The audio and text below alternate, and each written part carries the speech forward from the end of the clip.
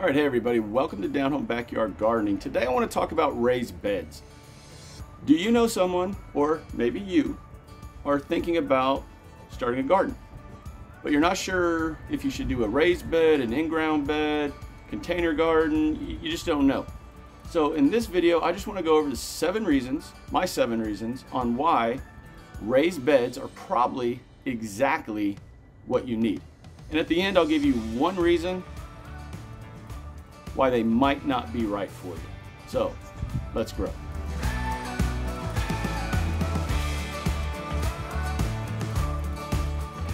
Okay, so we're not going to go in any kind of specific order.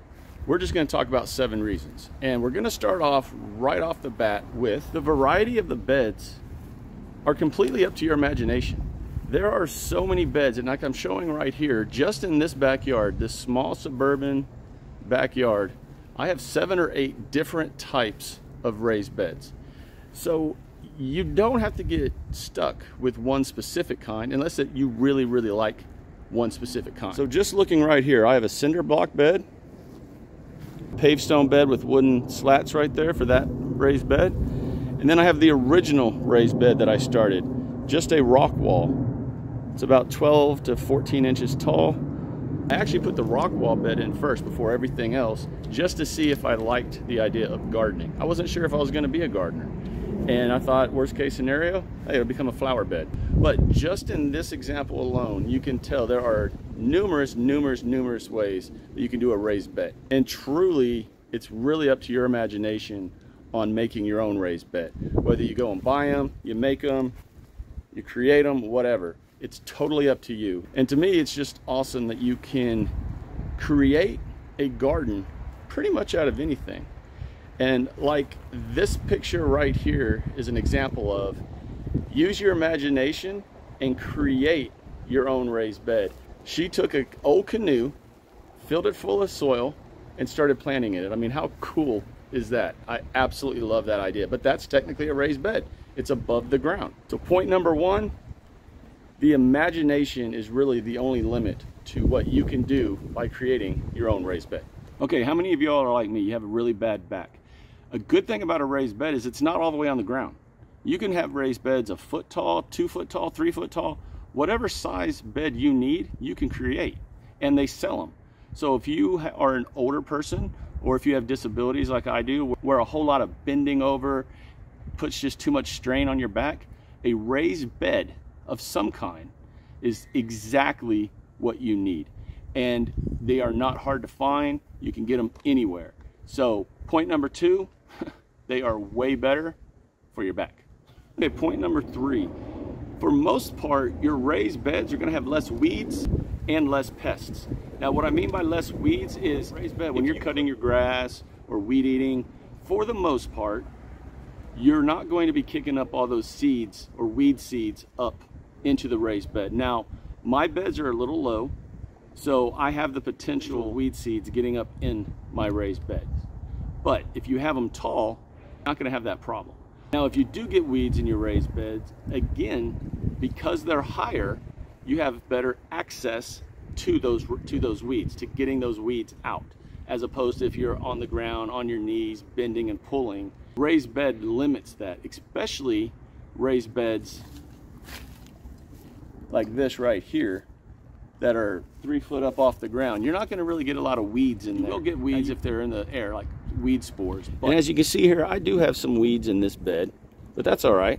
I can get in here and just yank them right out. It's not a problem. So point number 3, less weeds and easier maintenance. Okay, point number 4, if you all look at this tomato bed, this is what we call a no-till bed. I'm not in here tilling up the ground. I was able to put this bed in, fill it with soil, never dig into the ground at all, not worrying about pipes or electric lines or telephone lines or any of that. Because this is a no-till raised bed, the soil is going to have better drainage. So I don't have a lot of standing water at the bottom of this raised bed. Whereas if you're digging a garden into the ground, there's really nowhere for that water to go until it soaks into the soil. With a raised bed, the water is able to slowly seep down through to the bottom, and that will force your roots of whatever plants to go seeking the water. So a raised bed is great for drainage, and for the no-till aspect. You're not out here tilling up the ground, worrying about hitting stuff or anything like that. And for a suburban backyard, this is exactly what you want. Okay, point number 5. Your soil is going to stay loose. You're not digging into the native soil, which would be your yard. So here where I am, I have a very clay type soil here underneath my grass. I don't want to dig into that. So what I decided to do was put in these raised beds, and that keeps the soil nice and loose. So just like with the last point, the drainage, keeping your soil loose helps the roots of all your plants just be able to explore. The thing to keep in mind if you're going to make a raised bed is you want to be able to reach across at least halfway. For me, I did for over halfway from each side. That way, I never have to actually step on the soil, keeping the soil naturally loose. Point number 5, keeping the soil loose is absolutely as important as having the good drainage. They go hand in hand, hand in glove.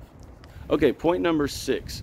When your raised beds are above the ground, the sun will warm up the raised beds quicker than it will the ground. By warming up the beds first or sooner, you are actually extending your growing season, whether it's at the beginning of the growing season or at the end of the growing season. The sun will keep the raised beds warmer than it will the actual ground. So that is a huge benefit, especially if you're in a cold climate area and you already have a shortened growing season. Every day, every week, every month that you can get extra to grow, you need. So point number 6 to me is super important, especially if you're in a cold climate area. The beds will warm up sooner, which means you can grow sooner. Okay, the final point, point number 7, is raised beds are great for beginners. Like I said at the beginning of the video, I created this rock wall as an experiment.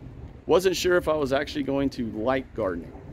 And like I mentioned, I could always just turn it into a flower bed.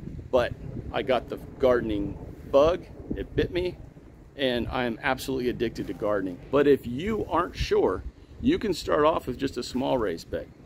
And if you don't like it, well then it's temporary. Get rid of it. Or if it's one of those kind of raised beds, turn it into an herb garden or a flower bed.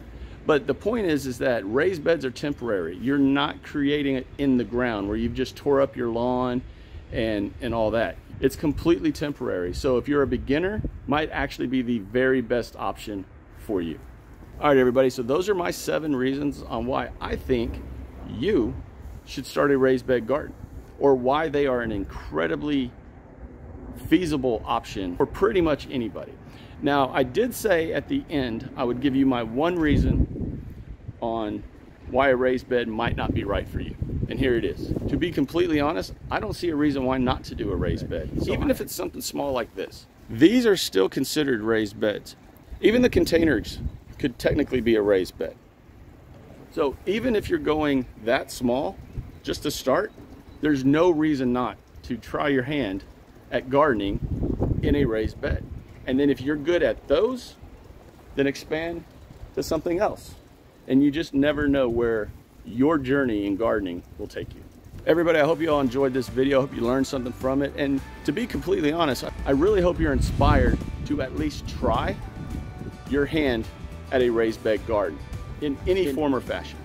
Everyone, if y'all enjoyed this video, do me a favor, click the like button, share this video, subscribe to this channel if you haven't done so already. I would absolutely appreciate you all joining all of us on this journey of gardening here in this community. Until next time, everyone, take care. God bless. Continue to shine bright and harvest hard. I'll talk to y'all again real soon. Bye.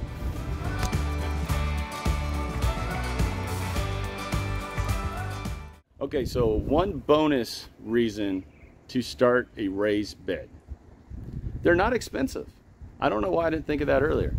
They are not expensive at all. You can start off small or big. Whichever way you choose to go, there are options that are relatively very, very cheap. Even if you just do container gardens.